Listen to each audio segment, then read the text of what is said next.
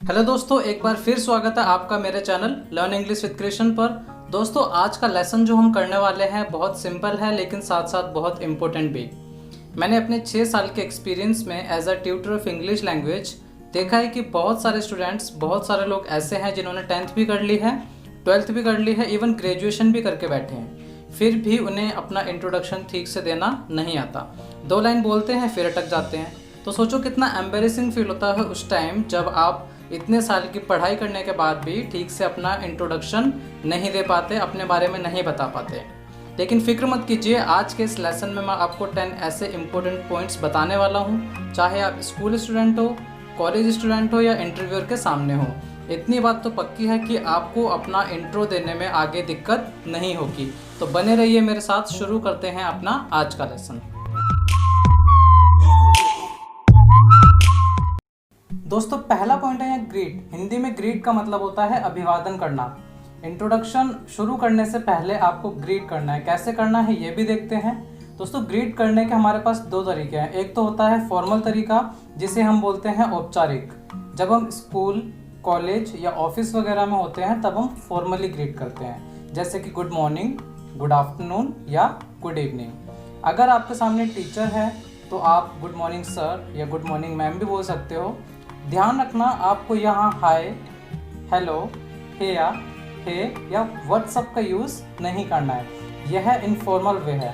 Informal का मतलब जब हम अपने फ्रेंड्स या रिलेटिव्स वगैरह से बात करते हैं तब हम इस इनफॉर्मल वे का यूज़ करते हैं। क्लियर है? तो चलिए आगे बढ़ते हैं।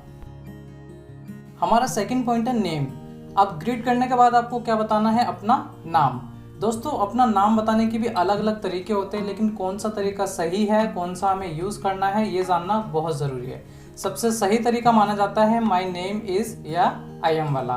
तो देखते हैं कैसे इसको यूज़ करना है। माई नेम इज़, आपका जो भी नाम है, रानी, गीता, पुनीत, सोनू, वटएवर जो भी है वो आपको यहाँ पे यूज़ करना है। आप बोल सकते हो my name is Rani, my name is Krishna, my name is Gita और my name is Puneet, whatever. या आप बोल सकते हो I am Rani, I am Gita.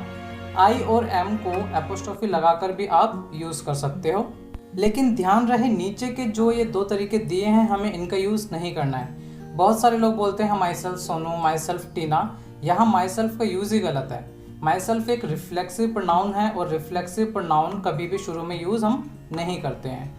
This is का यूज़ हम इनफॉर्मल वे में या जब हम किसी ऑडिटोरियम में बड़ी ऑडियंस को संबोधित करते हैं, एड्रेस करते हैं, तब हम इसका यूज़ कर सकते हैं। तो हमें कौन सा यूज़ करना है? माई नेम इज़ या आई एम का यूज़ करते हैं। तो चलिए अगला पॉइंट देखते हैं। Third point is place. अब आपने ग्रीट भी कर दिया, अपना नाम भी बता दिया, अब आपको बताना है कि आप कहाँ पे रहते हो, कहाँ के हो, कहाँ से बिलोंग करते हो। इसके भी बताने के अलग अलग तरीके होते हैं, जैसे कि आई एम फ्रॉम। अगर आप दिल्ली से हो तो आप बोलोगे I am from Delhi. If you are from Patna you would say I am from Patna. और अगर आप रांची से हो तो आप बोलोगे आई एम फ्रॉम रांची। आप ऐसे भी बोल सकते हो I belong to Delhi, I belong to Patna और आई बिलोंग टू रांची। कई बार हम ऐसे भी बोलते हैं I belong to Delhi itself. ये पॉइंट हम कब यूज़ करते हैं? जब आपका इंटरव्यू उसी सिटी या उसी स्टेट में हो जहाँ से आप बिलोंग करते हो, तब आपको इट सेल्फ लगा देना है। कई बार ऐसा होता है कि आप बिलोंग कहीं और से करते हो और प्रेजेंट में कहीं और रह रहे होते हो, तब आप किस तरह से बोलोगे? आप बोल सकते हो I belong to Ranchi but presently living in Delhi. और you can say I belong to Ranchi but presently I am living in Delhi. एक और तरीका है जिसे आप यूज़ कर सकते हो। आप बोल सकते हो basically I belong to Ranchi but I was born and brought up in Delhi. इसका मतलब है वैसे तो मैं रांची से हूँ लेकिन मैं पैदा हुआ था और मेरा पालन पोषण दिल्ली में ही हुआ था। यहाँ मैंने आपको 5 तरीके बताए। आपको जो तरीका सही लगे, जो तरीका आपको सूट करता है, आप उसे यूज़ करो। देखते हैं अपना अगला पॉइंट। हमारा 4th पॉइंट है क्वालिफिकेशन। मैंने क्वालिफिकेशन को 2 पार्ट्स में डिवाइड करा है, एक तो स्कूल लेवल पर और एक कॉलेज लेवल पर या कॉलेज के बाद के लेवल पर। तो सबसे पहले हम स्कूल लेवल पर देखते हैं क्वालिफिकेशन को। आई स्टडी इन, जिस भी क्लास में आप हो वो बताना है आपको। For example, I study in 9th class, I study in 11th class. Simply आप ऐसे भी बोल सकते हो I am in 9th class, और you can say I am in 9th standard, I am in 6th standard, I am in 12th standard. इस तरीके से भी आप यूज़ कर सकते हो। अगर रिसेंटली आपने कोई एग्ज़ाम दिया है और रिजल्ट अभी डिक्लेयर नहीं हुआ तो आप बोल सकते हो I have just appeared for 10th class exams and my result is awaited. और अगर आप 12th क्लास में हो तो आप बोलोगे I have just appeared for 12th class exams and my result is awaited. Clear है? तो आगे बढ़ते हैं। अब हम बात करेंगे स्कूल लेवल के बाद की क्वालिफिकेशन की, मतलब कि कॉलेज लेवल की या कॉलेज के बाद की क्वालिफिकेशन की। अगर आप एट प्रेजेंट कॉलेज से या किसी यूनिवर्सिटी से कोई कोर्स कर रहे हो तब आप क्या बोलोगे? आई एम परसुइंग डैश, मतलब जो भी आप कोर्स कर रहे हो वो बताना है। जैसे कि I am pursuing BA honours in English from, जिस कॉलेज से जिस यूनिवर्सिटी से कर रहे हो वो बताना है, वो मेंशन करना है आपको यहाँ पे। For example I am pursuing BA honours in English from Delhi university, from IP university, what. अगर आपकी ग्रेजुएशन या पोस्ट ग्रेजुएशन कंप्लीट हो गई है किसी कोर्स में तब आप बोलोगे आई हैव डन माई ग्रेजुएशन, और पोस्ट ग्रेजुएशन इन जो भी कोर्स है उसको मेंशन कर दोगे।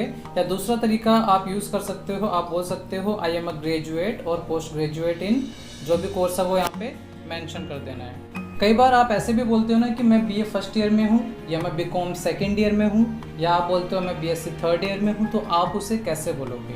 You would say I am in BA first year, I am in BCom second year, और you can say I am in BSc third year. तो इस तरीके से आप इसे बोल सकते हो। तो मैंने आपको ये अलग अलग तरीके बताए कि किस तरीके से आप अपनी स्कूल की क्वालिफ़िकेशन को या अपने स्कूल के बाद की क्वालिफ़िकेशन को आप इंग्लिश में इंट्रोडक्शन में अपने बता सकते हो। तो चलिए देखते हैं अपना अगला पॉइंट। अगला पॉइंट है स्किल्स। स्किल्स में हम बात करेंगे प्रोफेशनल या एडिशनल क्वालिफिकेशंस की। जैसे मान लो आपने 3 मंथ्स का स्पोकन इंग्लिश का कोर्स किया है ब्रिटिश काउंसिल से, तो आप उसे कैसे बोलोगे, कैसे मेंशन करोगे? You would say I have done, और you can say I have completed 3 months of spoken English course from British Council. यहाँ पे आपने जो कोर्स किया है कितने टाइम ड्यूरेशन में किया है और कहाँ से किया है उसे मेंशन करना है। और अगर आपने कोई डिप्लोमा कोर्स या कोई कंप्यूटर कोर्स कर रखा है तब आप बोल सकते हो आई have completed 1 year of diploma in dash, कोई भी कोर्स होगा वो मेंशन कर सकते हो। या आप बोल सकते हो आई have completed 1 year of computer course from, जिस इंस्टीट्यूट से आपने किया है उसका यहाँ पे नाम मेंशन कर दोगे। अगर ये पॉइंट आपको समझ आ गया हो तो हम चलते हैं अपने अगले पॉइंट पे। अब दोस्तों हमने स्किल्स की तो बात कर ली, अब हम बात करेंगे एक्सपीरियंस की। ओके, तो देखते हैं पहला point, I have 1 year of experience as, यहाँ पे आपको पोस्ट का नाम लिखना है इन, और उसके बाद कहाँ पे आपने काम करा है उस कंपनी का नेम या उस ऑर्गेनाइजेशन का नाम आपको मेंशन करना है। For example you can say I have 1 year of experience as a sales manager in HCL। HCL company का नाम हो गया और पोस्ट आपने बता दी यहाँ पे सेल्स मैनेजर की। क्लियर है? इसे आप दूसरे तरीके से भी बोल सकते हो, जैसे कि I have worked as a, post का नेम फॉर, उसके बाद आपको टाइम पीरियड बताना है, आपने कितने समय के लिए काम किया है इन, और उस कंपनी का या ऑर्गेनाइजेशन का नाम बताना है। मैं बोल के बताता हूँ आपको, I have worked as a sales manager for 3 years in HCL। अगर आपने 3 ईयर्स के लिए HCL में एज अ सेल्स मैनेजर काम किया है तो आप उसको ऐसे बता सकते हो, और बाकी जो आपने काम किया है जितने समय के लिए गया है वो उसी हिसाब से आपको यहाँ पे मेंशन करना है।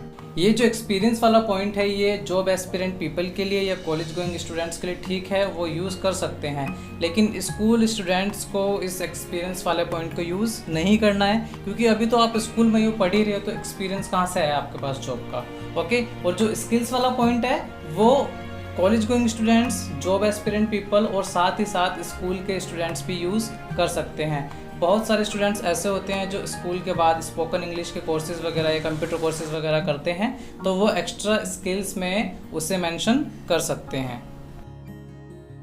7th point is family. Family वाला जो ये पॉइंट है स्कूल स्टूडेंट्स इसको यूज़ कर सकते हैं, लेकिन जो इंटरव्यू वगैरह के लिए तैयारी कर रहे हैं या कॉलेज गोइंग स्टूडेंट्स हैं वो इसको यूज़ ना करें, क्योंकि आजकल क्या हो गया है कि फैमिली वाला जो पॉइंट है काफ़ी ओल्ड फैशन्ड हो गया है, और बेसिकली आपसे आप ही के बारे में पूछा जाता है, फैमिली वगैरह के बारे में इतना नहीं पूछा जाता है। तो ये जो मैंने लाइन लिखी है, as far as my family is concerned there are dash members in my family, इस लाइन को आप रट लो। जब आप फैमिली के बारे में बताओगे एज ए स्कूल स्टूडेंट तो आप इसको बता सकते हो। जहाँ तक मेरी फैमिली का सवाल है, मेरी फैमिली में कितने मेंबर्स है वो आप यहाँ पे मेंशन कर सकते हो। For example, as far as my family is concerned there are 5 members in my family. फिर आप अपने पेरेंट्स के बारे में बता सकते हो, उनके ऑक्यूपेशन के बारे में बता सकते हो। अगर आपके फादर एक बिजनेसमैन है तो आप बोल सकते हो my father is a businessman. आपकी मदर एक टीचर है तो आप बोल सकते हो my mother is a teacher. आपकी मदर एक हाउस वाइफ है तो आप बोल सकते हो my mother is a house wife. फिर आप अपने भाई बहनों के बारे में बता सकते हो। अगर आपके 3 भाई बहन हैं तो आप बोल सकते हो आई हैव 3 सिबलिंग्स, या आप बोल सकते हो I have 2 brothers and a sister. अगर आपके 2 भाई हैं, 1 बहन है तो आप इस तरीके से बोल सकते हो। तो देखते हैं अब अपना अगला point. Next point is hobby. यहाँ पे मैंने कुछ हॉबीज़ मेंशन करी हैं और अगर आपकी अपनी कोई हॉबी है तो आप उसको अपने अकॉर्डिंग लिख सकते हो, मेंशन कर सकते हो। अगर आपकी एक हॉबी है तो आप बोलोगे माई हॉबी इज़, जैसे कि my hobby is reading, my hobby is listening to music, इस तरीके से। लेकिन अगर आपकी हॉबी एक से ज़्यादा है तो आप बोलोगे माई हॉबीज़ आर। क्या बोलोगे? माई हॉबीज़ आर। एग्जाम्पल देखते हैं, my hobbies are listening to music, playing football and reading books. तो इस तरीके से आप अपनी हॉबीज़ के बारे में बता सकते हो। Let's move to the next point. 9th point is aim और गोल। अगर आपको बताना हो कि आप क्या बनना चाहते हो, आपका एम क्या है, आपका लाइफ का गोल क्या है, तो आप उसे कैसे बताओगे?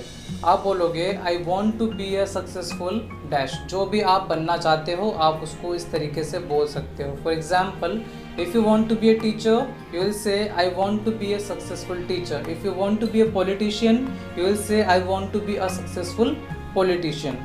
आप इसे ऐसे भी बोल सकते हो, my aim is to के बाद डैश लगाया मैंने यहाँ पे, जो आप बनना चाहते हो या जो आपकी लाइफ का एम है वो मेंशन कर सकते हो। For example, you want to buy a house for your parents. How would you say? You will say my aim is to buy a house for my parents. अगर आपका M है एक car खरीदना तो आप बोलोगे my aim is to buy a new car.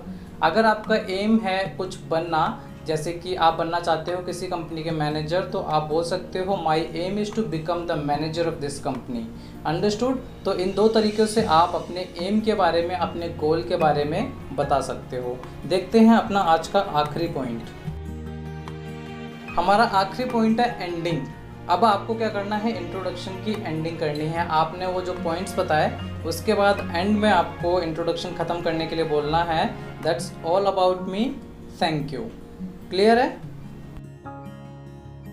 अब हमने जो पॉइंट्स किए हैं 10 पॉइंट्स, उनको एक बार क्विकली रिवाइज कर लेते हैं। सबसे पहले मैंने आपको बताया था क्या करना है, आपको ग्रीट करना है। मैंने 2 तरीके बताए थे आपको, फॉर्मल और इनफॉर्मल वे। तो हमें कौन से वे में ग्रीट करना है? हमें फॉर्मल वे में ग्रीट करना है। उसके बाद हमें बताना है अपना नाम बताने के मैंने आपको तरीके बताए थे, माई नेम इज़ या आई एम करके आप अपना नाम बता सकते हो। माई सेल्फ का या दिस इज़ का यूज़ आपको नहीं करना है।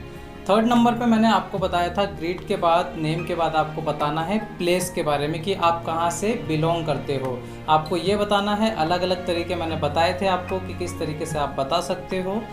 4th नंबर पे हमने बात करी थी क्वालिफ़िकेशन की। अब क्वालिफ़िकेशन में मैंने आपको बताया था अगर आप स्कूल लेवल के स्टूडेंट हो तो आप किस तरीके से अपनी क्वालिफ़िकेशन के बारे में बताओगे, और अगर आप स्कूल के बाद की बात करते हो, कॉलेज गोइंग स्टूडेंट हो या कॉलेज आपका कंप्लीट हो गया है, तब आप किस तरीके से अपनी क्वालिफ़िकेशन को बताओगे।